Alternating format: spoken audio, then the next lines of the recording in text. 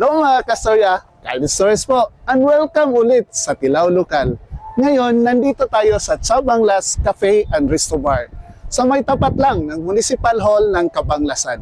Ngayon, titikman natin ang mga lokal na pagkain dito. Samahan niyo kami. Let's go! Nandito tayo ngayon sa Cabanglasan, Bukidnon. Alam niyo ba mga kastorya, na ang pangalang Cabanglasan ay nagmula sa punong kahoy na banglas. At dito rin kinuha ang pangalan ng ating pupuntahan ngayon, ang Chabanglas Cafe and Resto. Isang lugar na may kwento, kultura at sarap na siguradong babalik-balikan. Ngayon, nandito na tayo sa ating favorite portion, ang pagtilaw.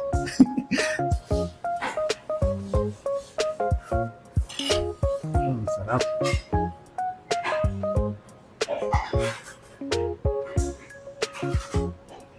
Kami alagi, napakasarap at saka napakalinamnam.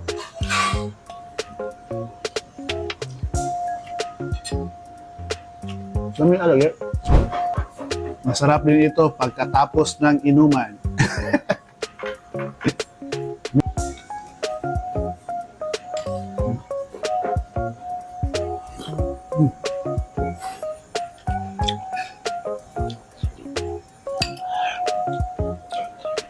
100 lang. Mura na, masarap pa. Pangpawala ng hangover. Sulit kayo for only 100 pesos. Dito na naman tayo sa Filipino street food. Sa isang platter lang. Kumplito na. Ngayon, titikman natin.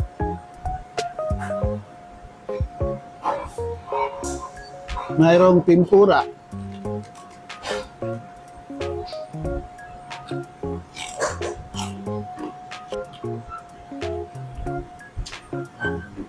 At may sumay pa.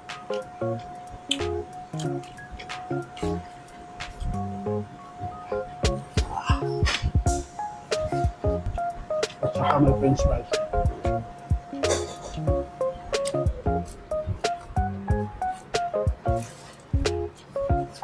Ang sarap talaga mga kasuya. Sa isang platter lang, kompleto na. Siyempre, hindi kompleto ang ating tikim lokal dito kung wala ang halo-halo. Ay, ang daming ice cream.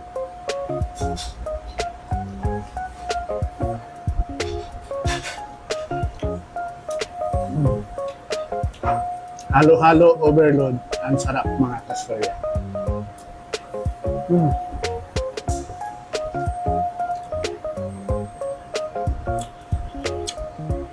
The best.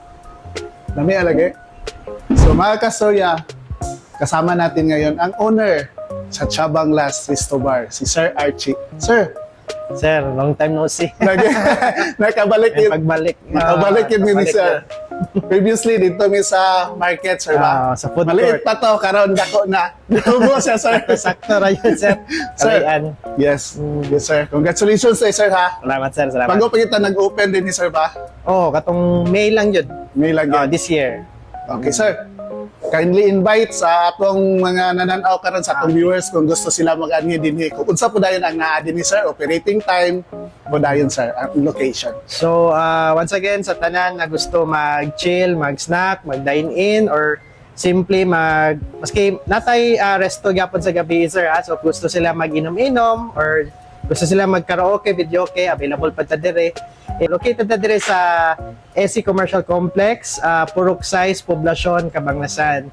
Just at bang ra jud sa Municipal Hall dire sa Cabanglasan, then tapad lang sa JNT Express. So, operating hours na to, sir, is Yes, sir. 7:30 a.m. to 10 p.m. Taman Daily. Daily kita, Sir ba? Ah. Sakto kay Sir kay may inom-inom, nasa food. Yes, sir. Kompleto na kita, Sir ba? Kompleto. Tas napagid tay lumi, pang pahuwas. Natay sisig, Sisig. lomi, natay mga street food platter katong gusto magmerienda, tong pater. Actually, tanan-tanan siguro hinahinay among ginakuha dyan, sir, mga sizzling pork chop. Sa shakes na po tayo mga shakes available, cookies and cream, fresh mango o kaning chocolate fudge, napunta na sir. Nakakita pang pamahaw, di ba sir? Kita na. Naapot na kung gusto magmamahaw, naapot na available. Mga silog meals. Wow, kumpleto na din agad mga kastorya. So, Ah. kung magani mo Kabanglasan or dito sa Upper Pulangi, pwede kayo mo maghapit Pwede din. mag-visit. Tapad daw. Highway lang yun si sir, no? At bang siya sa municipal hall Oo. sa Kabanglasan. So, ato na yung natilawan ganina. Ato na natilawan. Kung unsa ka lami mga kastorya, lami yung kayo ang ato ang gikaon na street food, ang lumi, ang sisig, ug ang halo-halo. Ug daghan pagid kay sila nga naa dinhi. So yun na mga kastorya, ang sarap talaga ng lutong lokal. Dito lang yan, sa Carlit Stories, #KilawLokal. Sir, salamat Salamat sir. sa mga lamian na pagkaon. Welcome sir. Salamat Sir, kayo kung sir. makabisita mo din, mo hapit din din kay lamian kay ang pagkaon. Thank you, God sir. bless, sir, ha? God bless. Salamat. Salamat po sir. Yes.